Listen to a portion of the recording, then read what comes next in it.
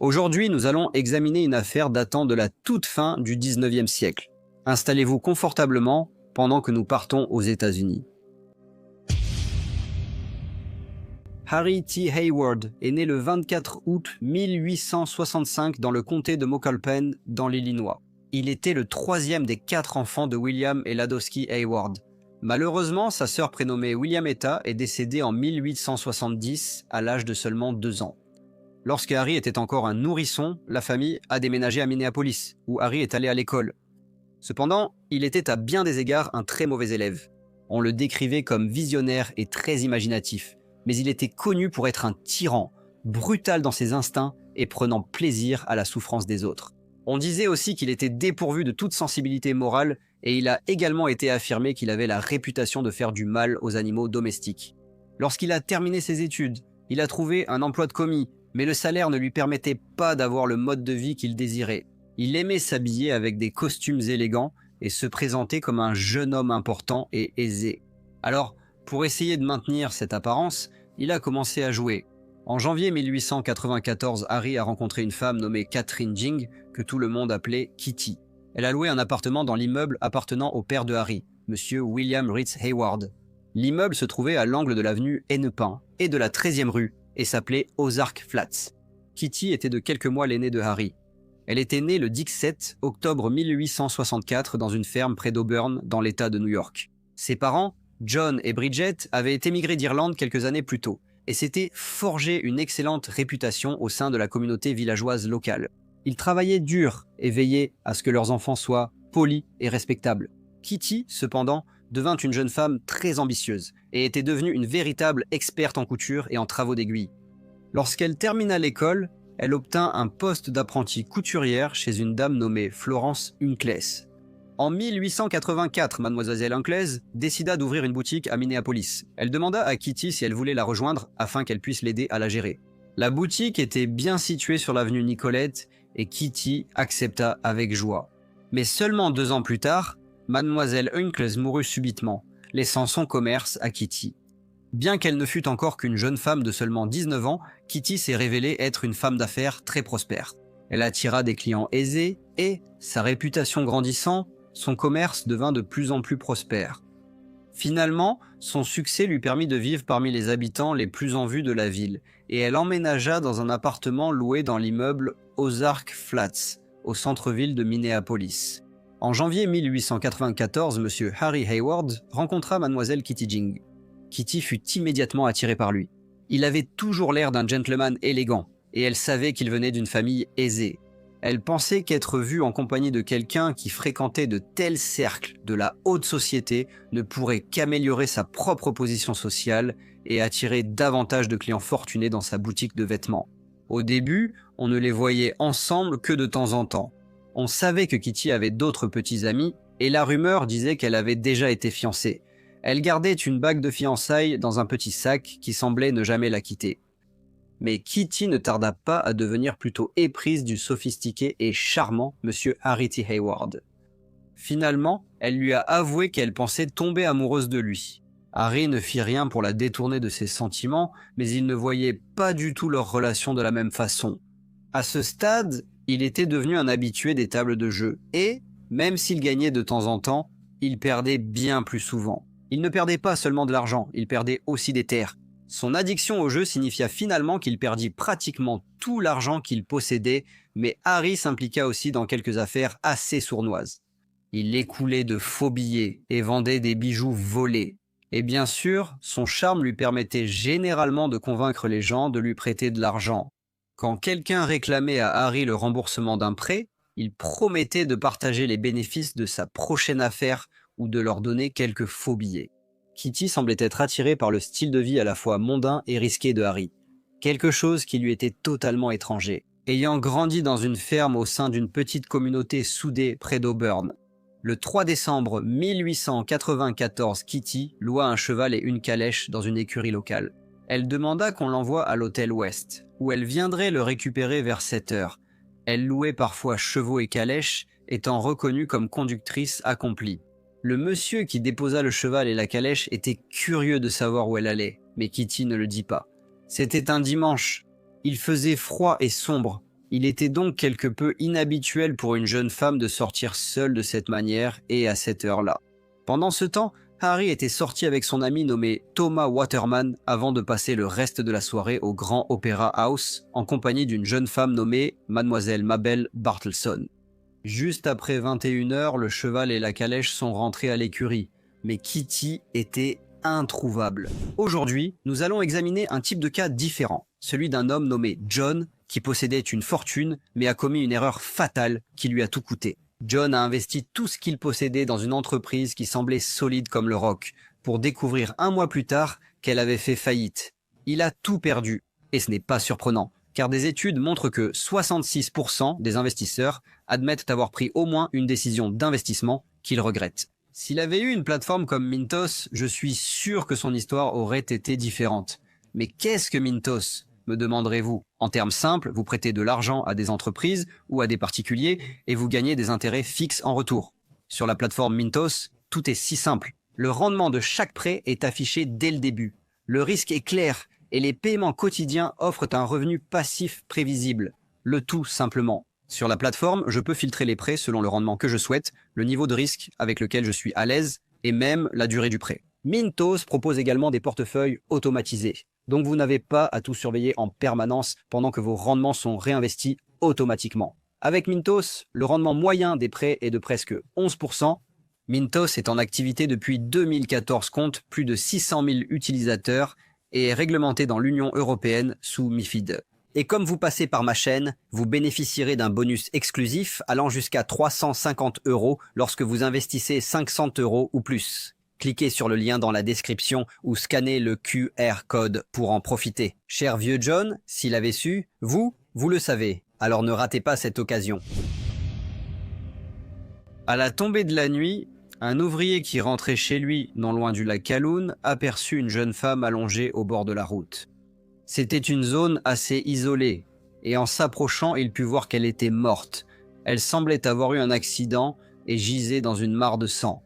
L'homme partit en courant prévenir la police. Lorsque les policiers arrivèrent, ils pensèrent que la jeune femme était tombée et que le cheval avait dû, par inadvertance, lui marcher sur la tête. Ils ont inspecté les lieux avant d'emmener le corps à la morgue. Finalement, ils ont pu identifier la défunte comme étant mademoiselle Kitty Jing.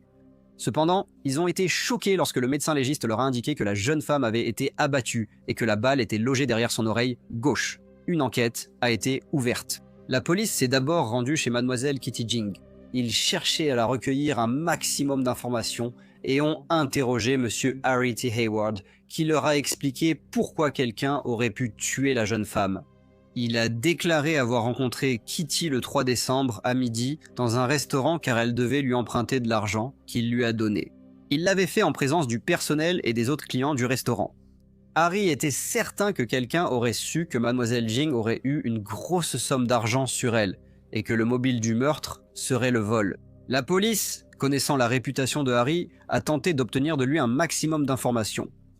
Il voulait en savoir plus sur sa relation avec la défunte et pourquoi il lui aurait prêté de l'argent.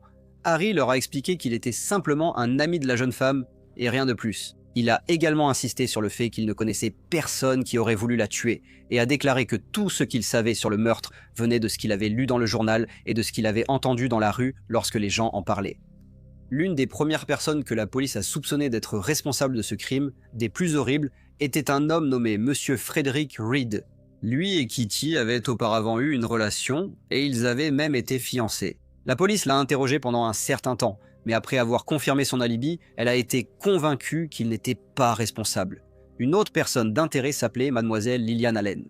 Comme Kitty, mademoiselle Allen avait également eu auparavant une relation avec monsieur Reed. Cependant, de nombreux témoins pouvaient confirmer où elle se trouvait le 3 décembre. La police a également interrogé un autre suspect, un représentant de commerce nommé monsieur Harvey Axford. Il était marié, mais depuis un certain temps, il rendait aussi visite à Kitty. Peut-être voulait-il l'écarter, car elle aurait pu menacer de révéler leur relation à sa femme. Cependant, après avoir interrogé monsieur Axford et vérifié son alibi, il a lui aussi été écarté de leur enquête. Pendant que la police enquêtait sur ces suspects, Harry parlait de l'affaire à quiconque voulait bien l'écouter. Il donnait des conseils aussi bien au service de police qu'au bureau du maire. Comme d'habitude, il semblait débordant de suffisance. et c'était comme s'il avait oublié qu'une jeune femme innocente qu'il connaissait avait été brutalement assassinée seulement quelques jours auparavant. Cependant, l'affaire prit un tournant lorsqu'un certain monsieur Levi Stewart contacta le bureau du procureur du comté de Enpa. Il était l'avocat des Hayward et raconta une histoire intéressante. Il déclara que le 30 novembre, monsieur Adri Hayward s'était rendu à son lieu de travail et l'avait informé que son frère Harry lui avait demandé de tuer mademoiselle Jing. Il ajouta qu'apparemment Harry l'avait convaincu de souscrire une assurance vie de 10 000 $ avec Harry comme bénéficiaire. Adri avait refusé de le faire, mais il était très inquiet car il n'avait pas confiance en lui et Harry le persuadait souvent de faire des choses contre son propre jugement. Monsieur Stewart poursuivit en disant qu'il avait écouté Adri, mais qu'il n'y avait pas vraiment prêté plus d'attention. Cependant, après avoir lu dans les journaux le meurtre de la jeune femme, il vint signaler cette conversation. La police décida d'interroger à nouveau Harry et Adri. Bien que Harry ait eu un alibi, il était concevable qu'il ait pu être l'instigateur du meurtre. Harry continua de nier toute implication dans la mort de Kitty. Cependant, après un interrogatoire assez intense, Adri commença à raconter à la police une histoire très différente. Il a dit que Harry avait élaboré un plan pour que mademoiselle Jing souscrive une assurance vie. Puis, il avait comploté pour la tuer. Il a affirmé que Harry lui avait demandé de commettre le meurtre, mais qu'il avait refusé. Alors, Harry s'est tourné vers le gardien des Ozark Flats, un homme nommé Klaus Blixt.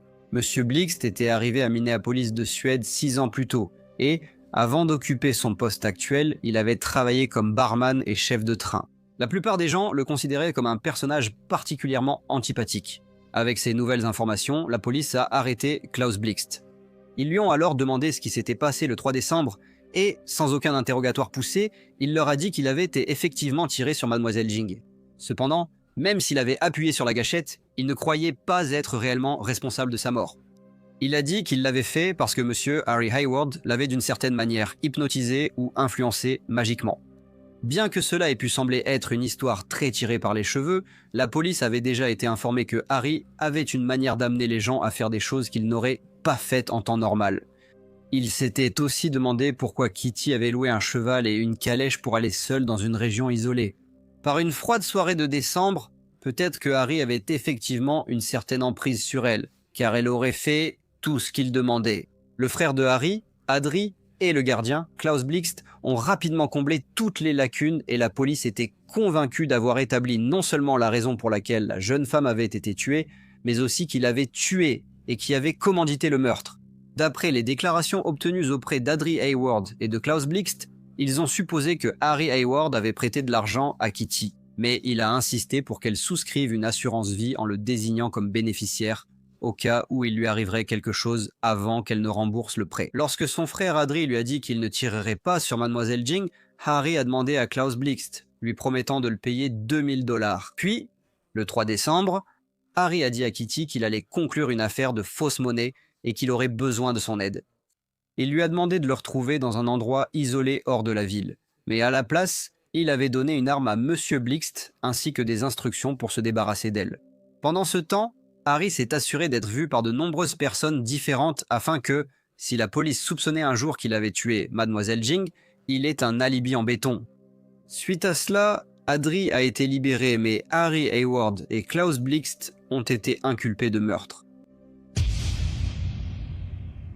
Les journaux avaient consacré de nombreuses colonnes au meurtre et à l'enquête, et à l'approche du procès, ils ont de nouveau fait de l'assassinat de mademoiselle Kitty Jing leur principal sujet, sachant que leurs lecteurs voudraient connaître tous les détails macabres de l'affaire. Le public semblait très intrigué par toute l'affaire. Des foules s'étaient rassemblées près de la prison lors de l'arrestation des deux hommes, et d'autres s'étaient rendus à Ozark Flats pour observer le bâtiment et discuter entre curieux. Les deux hommes devaient être jugés séparément, et bien que le tribunal ait prévu que le procès de M. Klaus Blixt ait lieu en premier, les procureurs ont insisté pour que cela soit modifié, car si M. Blixt était déclaré non coupable, il leur serait difficile de poursuivre avec succès M. Hayward. Le procès de M. Harry T. Hayward pour meurtre au premier degré s'est ouvert le 21 janvier 1895 devant le juge Seagrave Smith. Le père de Harry, M. William Ritz Hayward, s'est assuré d'engager les meilleurs avocats disponibles pour défendre son plus jeune fils. Cela comprenait William Irwin, connu comme le grand pin du Nord-Ouest, et John Day Smith, un diacre baptiste et sénateur de l'État. Les principaux témoins de l'accusation étaient Klaus Blixt et le frère de Harry, Adrie Hayward. Monsieur Blixt a de nouveau déclaré qu'il avait, d'une certaine manière, été hypnotisé par les accusés et qu'il avait commis son acte meurtrier sans réfléchir. Lorsqu'Adrie a pris la barre des témoins, il a déclaré au tribunal que lui aussi avait été sous l'influence de son frère, tout comme mademoiselle Kitty Jing. Il a affirmé que Harry semblait avoir un contrôle absolu sur elle et qu'elle semblait toujours faire tout ce que Harry lui demandait. La défense a tenté sans succès de faire déclarer le témoignage d'Adrie Hayward irrecevable, le qualifiant de fou. Cela a été rejeté par le juge qui a déclaré « Eh bien, je ne vois pas qu'il soit plus fou en ce moment que l'avocat ne l'est. Harry n'allait pas manquer son moment sous les projecteurs et a témoigné pour sa propre défense. Bien sûr, il a nié toutes les accusations portées contre lui. La défense a affirmé que la perte d'argent de Harry au jeu n'était pas pertinente, car beaucoup de gens perdent au jeu sans commettre de meurtre. Il considérait également l'assurance vie comme non pertinente, car mademoiselle Jing était une jeune femme intelligente et c'était sa décision de juger s'il était nécessaire ou non de souscrire une police d'assurance vie. La défense a également réitéré que M. Klaus Blixt avait avoué avoir tiré sur mademoiselle Jing et qu'il n'était pas possible que M. Harry Hayward l'ait influencé ou hypnotisé pour commettre le crime. Le procès a duré au total 46 jours et 136 témoins ont été appelés à la barre. Mais malgré cela, lorsque le jury a été envoyé délibérer à 11h30, le vendredi 8 mars 1895, il leur a fallu moins de 3 heures pour revenir et déclarer l'accusé, M. Harry T. Hayward, coupable de meurtre au premier degré. Le juge l'a alors condamné à mort par pendaison. Les avocats de Harry ont fait appel, mais sans succès. Pendant son incarcération, Harry a continué de nier toute implication dans le meurtre de mademoiselle Kitty Jing. Il a insisté sur le fait que l'État envoyait un homme innocent à la potence. Il y a également eu un appel des parents âgés de Harry et une lettre de son principal avocat de la défense affirmant que Harry Hayward était fou. Le gouverneur a refusé la commutation, affirmant que, même si Harry semble fou aujourd'hui, il ne l'était pas lors de la planification du meurtre. À l'approche de la date de son exécution, les journaux continuaient de couvrir l'affaire, et Harry semblait se délecter de toute l'attention qu'il recevait. Son frère lui a rendu visite en prison, et il a été rapporté qu'il s'était réconcilié le soir du 10 décembre 1895, un jour avant que Harry ne soit pendu. Il a avoué ses crimes lors d'un entretien avec son cousin, M. Edward H. Godsell, et un sténographe du tribunal. Il a parlé de ses activités illégales qui comprenaient le meurtre.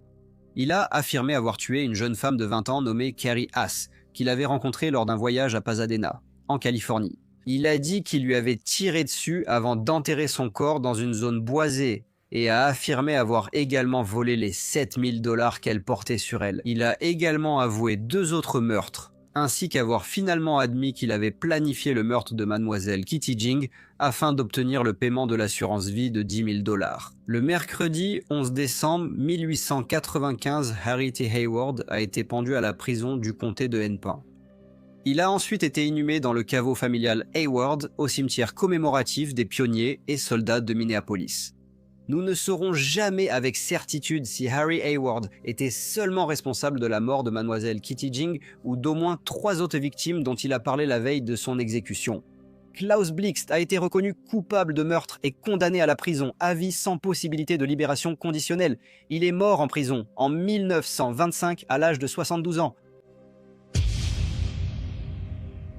Bonjour à tous et merci beaucoup de votre écoute. Comme d'habitude, n'hésitez pas à laisser vos commentaires ou remarques et j'espère vous retrouver tous dans le prochain Briefcase.